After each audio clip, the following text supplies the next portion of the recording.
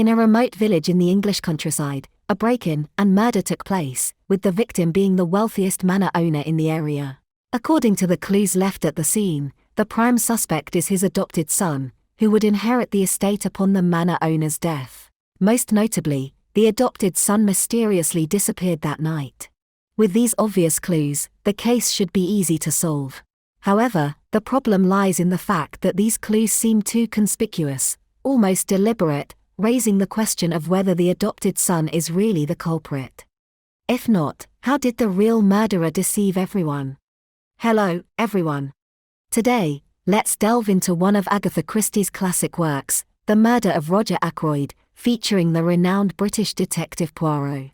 Having solved countless cases throughout his career, he grew tired of the city's noise and the constant backstabbing, prompting him to retire to the countryside. That morning, Poirot was invited to visit Roger Ackroyd's factory, as the two were old comrades at arms. Despite having moved there over a year ago, there had been no opportunity to visit until now. Ackroyd, the owner of Fernley Park, was a nouveau riche in the industrial sector, having amassed a fortune through unscrupulous means. However, having no children of his own, he adopted a son to help manage his affairs. Before leaving, Ackroyd mentioned to Poirot to pay attention to the newspaper on Saturday, as it would announce his adopted son's engagement to his niece.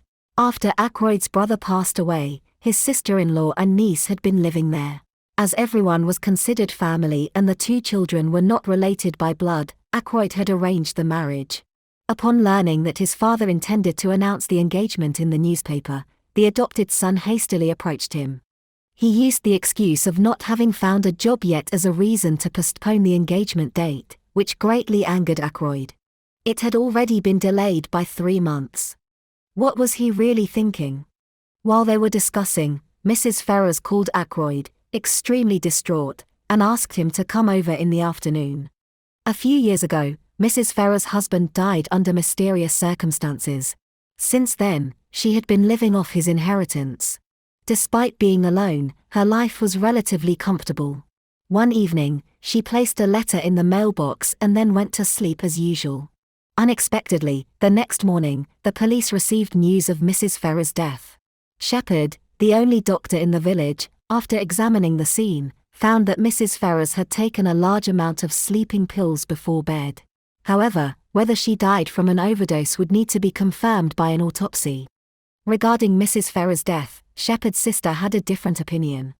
People said Mrs. Ferrars had poisoned her own husband, and she must have committed suicide out of remorse. After breakfast, the sister went out to buy groceries. As she passed by the White Hotel, she accidentally overheard the adopted son in conversation with a woman, discussing eagerly how they would come into a fortune once the wealthy old man died, emphasizing the importance of ensuring he doesn't change his will in the meantime. Upon returning home, the sister relayed this incident to Shepherd, noting that the woman was facing away from the window, making it impossible to recognize her identity. However, given that the adopted son was soon to be engaged, it was highly likely that the woman was his fiancée, Flora. Ackroyd had left his entire estate to them, yet this group of greedy individuals seemed to be eagerly awaiting his death. In the evening, Ackroyd mentioned to Poirot an incident concerning Mrs. Ferrars' husband, who was an alcoholic. The coroner stated that he died from an excessive intake of alcohol, which exacerbated his gastritis, ultimately leading to his death. It wasn't until yesterday afternoon, when Mrs. Ferrars invited Ackroyd to her home, that he learned the truth about those years. It turns out that Ackroyd had always been deeply in love with Mrs. Ferrars, who, over time, became moved by him rather than her despicable husband, leading her to poison him. She had lived in agony over the years until she finally broke down and confessed to Ackroyd yesterday. However, what she received in return was not comfort but shock and anger from him. Consequently, Mrs. Ferrars died at her home that night. Initially, Ackroyd believed he had driven her to her death. However, Mrs. Ferrars also revealed another matter. It seemed that someone else was aware of the poisoning and had blackmailed her for a large sum of money. Ackroyd had asked for the name of this person, but Mrs. Ferrars refused to disclose it under any circumstances. Now, it seems worth considering whether Mrs. Ferrars' death could be connected to this mysterious individual. Poirot couldn't help but ponder. Although Ackroyd didn't learn the name of the blackmailer during his visit to Mrs. Ferrer's house, the blackmailer might not think the same. Poirot hoped that Ackroyd would be extra cautious. After dinner, Poirot's unease grew, prompting him to call Ackroyd. The butler, answering the call, informed him that Ackroyd was still at dinner and could only return the call afterwards. Inside the manor, apart from Ackroyd's sister-in-law and his niece Flora, the assistant and Dr. Shepherd were also present at the dinner party, enjoying lively conversations until they all dispersed to rest at 9 p.m. Ackroyd had a habit of having a drink every night, and the butler, as usual, brought the drink to him.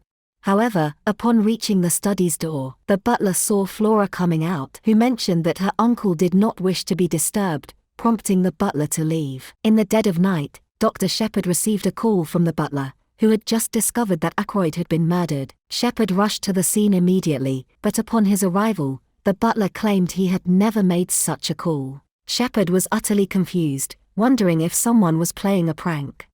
However, since he was already there, why not check to confirm? The butler pushed the study door, finding it locked from the inside.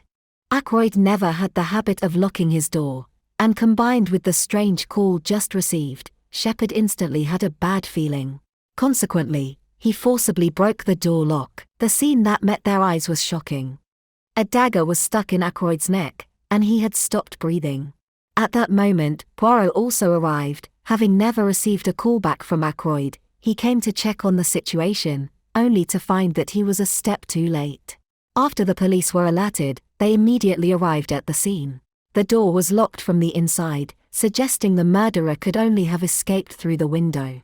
The chief of police pulled back the curtains and indeed discovered a muddy footprint on the windowsill, indicating that finding the matching shoe might lead to identifying the suspect. The chief then inquired when everyone had last seen Ackroyd. Shepherd stated he left at 9 p.m., and at that time, Ackroyd was still very much alive. The assistant, after thinking for a moment, mentioned wanting to discuss something with Ackroyd around 9:30 p.m. But just as he approached the door, he heard an argument coming from inside, roughly about the frequency of asking for money being too high and the inability to meet those demands. The butler also stepped forward, saying that at 10:10 p.m. he saw Flora leaving Ackroyd's room, even telling him not to disturb Ackroyd. The chief of police asked Flora what she was doing in her uncle's room and if she noticed anything unusual. Flora replied that she was merely saying goodnight to her uncle, which was a normal thing for her to do, and she hadn't noticed anything else out of the ordinary. The next day, Flora approached Poirot, as the police suspected her fiancé, the adopted son who had been residing at the White Hotel, was the murderer. After the crime, he disappeared without taking anything with him, appearing as if he had fled in a panic. Despite his occasional foolish actions, Flora was adamant that her fiancé would never commit murder. She sought Poirot's help to investigate the truth, given his renowned status as a detective. Although Poirot had retired and was initially reluctant to get involved. However, moved by her sincerity, he agreed to speak with the police on her behalf. Upon arriving at the police station, Poirot immediately recognized an old acquaintance, Chief Inspector Japp, with whom he had collaborated many times. Poirot was so excited that he even thought about embracing him. It turned out that the local police force had limited capabilities in handling cases, which is why Chief Inspector Japp was called in. With his old partner by his side, Poirot finally decided to investigate the case. The police's suspicion of the adopted son wasn't unfounded. It was said that the adopted son was in a dire financial situation, and he would inherit the majority of Ackroyd's estate upon his death. Furthermore, the police found a pair of shoes in the hotel where he stayed, the sole pattern of which matched exactly with the footprint left on the windowsill. While evidence is generally a positive development, in Poirot's view, the evidence seemed too perfect. It was as if it was deliberately pointing out that the adopted son was the murderer. Chief Inspector Japp inquired if there had been any other strangers who had recently come into contact with Ackroyd. The butler mentioned that on Wednesday, a salesman had spent a considerable amount of time with Ackroyd, but the assistant interrupted, clarifying that the individual was just selling recording telephones, and Ackroyd had invited him for a demonstration. This had nothing to do with the case. However, when discussing strangers, the assistant recalled seeing a fleeting figure in the garden around 9:30 p.m. the previous night, which, judging by the silhouette, appeared to be a woman. Poirot, known for his meticulous approach to problems, asked the butler if the room's arrangement was the same as on the night of the murder. The butler, very familiar with the room, noticed a difference with just a glance. When the body was discovered, a chair in the corner was pulled out and facing the door, but it had since been returned to its original position. No one would sit in a chair at that angle. Intuition told Poirot that there must be something significant about that chair. Afterwards, the butler remembered something else. That evening, the post office had delivered 5 letters, one of which was a private letter in a dark blue envelope. However, now there were only 4 letters left, and the police had searched the scene without finding that missing letter. It seemed likely that Ackroyd had been killed because of the contents of that letter. At that moment, the police made a new discovery. Dr. Shepherd had received the fake call from the butler at 10:15, and the call had come from a telephone booth outside the village near the train station. A few minutes after the call ended, a train left for Liverpool. Flora had gone to say goodnight to her uncle at 10:10. It seemed impossible for the murderer to kill within 5 minutes and then rush to the train station. Therefore, either the person who made the call knew in advance that Ackroyd was going to die, or Flora was lying. Subsequently, Poirot found a piece of white cloth on a column in the gazebo. The assistant had mentioned seeing a woman flash by in the garden at 9:30 p.m. So the cloth must have been inadvertently left by the woman. But the question remained, what was that woman doing there? That afternoon, Poirot and Chief Inspector Japp visited Ackroyd's private lawyer, wanting to understand how Ackroyd's estate was to be distributed. The lawyer explained that Ackroyd's sister-in-law and niece were each to receive £10,000, with the remaining estate and shares in the factory going entirely to the adopted son, which was a considerable fortune. No matter how one looked at it, the adopted son had a significant motive for the crime. While passing by the river, Poirot was momentarily dazzled by a glint of light from the water. Rolling up his sleeves, he reached into the water and retrieved a wedding ring inscribed with a line of small text. March 13th, from R. Who could this married person, whose name started with an R, be? After returning to the manor, an argument erupted in the room. It appeared that the private lawyer had called, instructing them to account for the cash in the house for inclusion in the estate inventory. However, when the assistant went to retrieve the money from Ackroyd's room, he discovered that £40 were missing. The sister-in-law was convinced that the maid, who had been fired a few days earlier, must have stolen it, wanting to snatch something before she left. The police questioned the maid about her dismissal, and she admitted to having disorganized some documents, which led to her firing in a fit of anger by Ackroyd. While talking to her, Poirot noticed a tear in the maid's apron. It was evident that the cloth he had found in the gazebo came from there. He then asked the maid how long her conversation with Ackroyd was when she was dismissed. She recalled that it lasted about half an hour. Everyone was confused about what the duration of the conversation could imply. That evening, the butler got thoroughly drunk at the pub and then staggered home. When he reached a secluded lane, a car suddenly came out of nowhere and struck him dead. He was just a simple butler. Why would the murderer want to kill him? The next day, Poirot visited the newspaper office and had a private conversation with the editor. The murderer's plan had succeeded, and now Poirot felt he needed to employ some tactics. Afterwards, he and Chief Inspector Japp arranged another meeting with the private lawyer, who, they learned, had handled affairs not only for Ackroyd but also for Mrs. Ferrars. Ackroyd had mentioned that Mrs. Ferrars had been blackmailed. If true, this blackmailer might be connected to the deaths of both Mrs. Ferrars and Ackroyd. Upon reflection, the lawyer remembered that last year, Mrs. Ferrars sold some securities, but the money from the sale wasn't reinvested.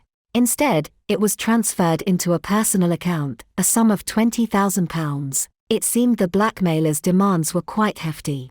Back at the manor, Poirot and Chief Inspector Japp approached Flora.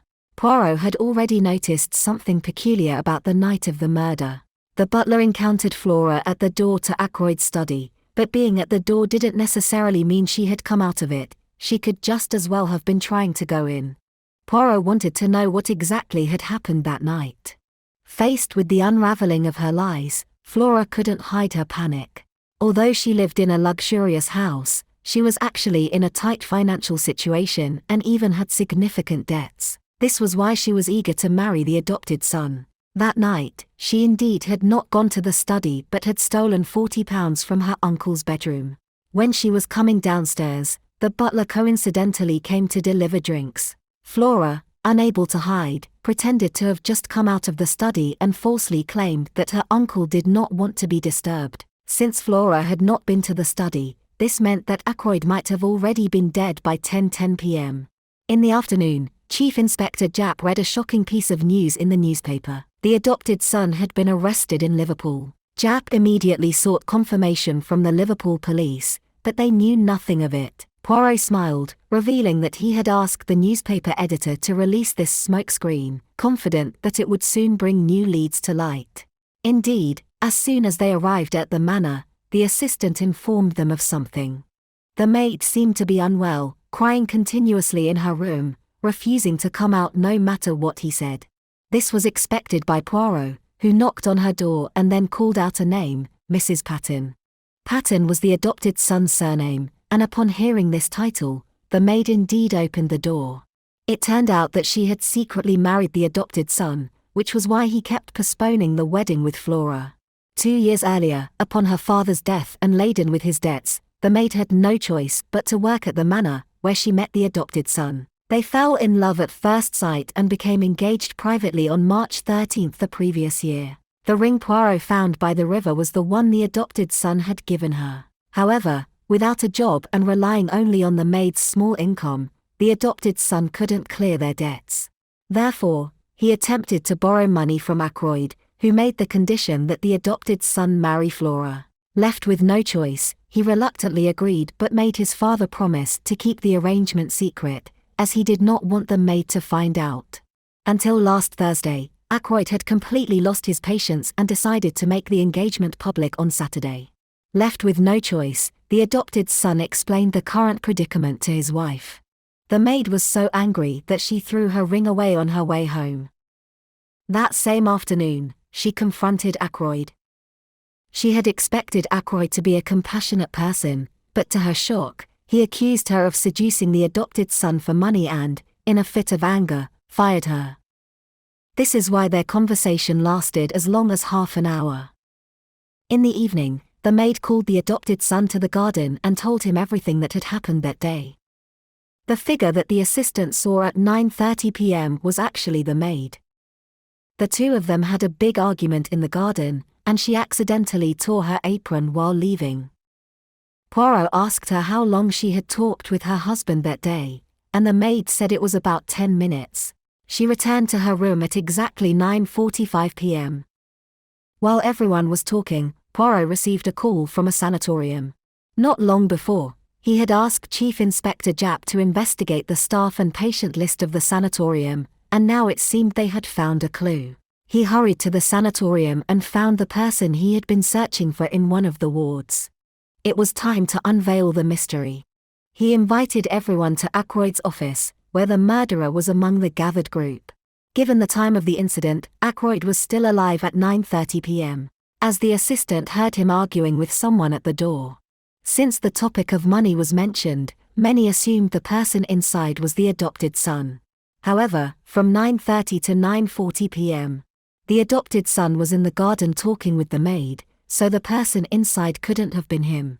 Poirot asked the assistant to recall Ackroyd's words during the argument, questioning if there was anything unusual about them. After considering Poirot's analysis, the assistant realized something was off. The tone didn't sound like a conversation but more like a recitation. It dawned on the assistant that this was related to the recording telephone the salesperson had demonstrated to him. The device could record a person's voice, indicating that Ackroyd was not actually talking to someone at that moment but was making a recording. This, however, also confirmed that Ackroyd was alive at 9:30 p.m. Poirot did not elaborate further but shifted the conversation to another topic. After the incident, the adopted son suddenly disappeared. It was possible that he had met with foul play, or perhaps someone was intentionally helping him evade the police.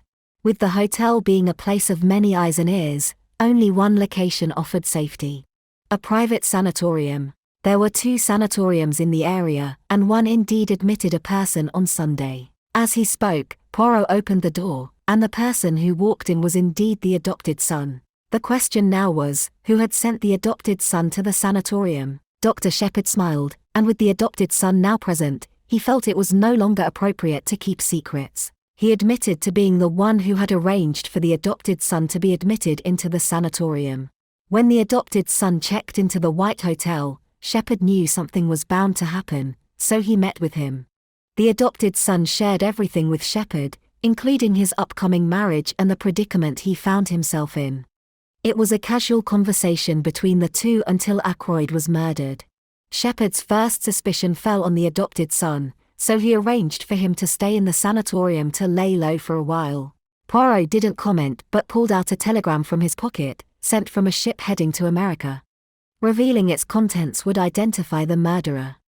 However, before unveiling the mystery, Poirot wanted to hear Dr. Shepherd's perspective, considering he was the only doctor in the village and had connections to everyone and everything involved. Seeing that he could no longer avoid the issue, Dr. Shepherd confessed everything he knew. The murderer, having accidentally learned the cause of Mr. Ferrers's death, used this information to establish a financial relationship with Mrs. Ferrers, which Poirot referred to as blackmail. Overwhelmed by the burden, Mrs. Ferrers eventually chose to end her life. However, on the afternoon of her death, she met with Ackroyd. The murderer could not be certain whether Mrs. Ferrers had revealed their identity, and rather than waiting to be caught, decided to act first by eliminating Ackroyd. The murderer's assumption was correct. Mrs. Ferrers initially did not want to disclose the blackmailer's name but soon changed her mind and informed Ackroyd through a letter. The private letter Ackroyd received on the night of the murder was from Mrs. Ferrers. He began reading its contents aloud in front of Shepherd, but when he got to the name of the blackmailer, he stopped. Realizing his secret was exposed, Shepherd then moved behind him and stabbed Ackroyd with a dagger. Indeed, Shepherd was the culprit behind both murders. However, he did not believe he was in the wrong. He argued that Mrs. Ferrers had killed her husband and engaged in adultery, and the money she obtained from Ackroyd was acquired through illicit means. He viewed them as parasites who had no understanding of frugality. Year after year, Shepherd watched as he himself couldn't even afford to travel, while those around him lived lavishly. This bred resentment within him, leading to his decision to eliminate them. Committing murder wasn't as complicated for him. As a doctor, he knew precisely how to kill with a single strike. He then used the adopted son's shoes to leave a footprint on the windowsill, creating the illusion that the adopted son had fled after committing the murder. The next step was making the dead speak.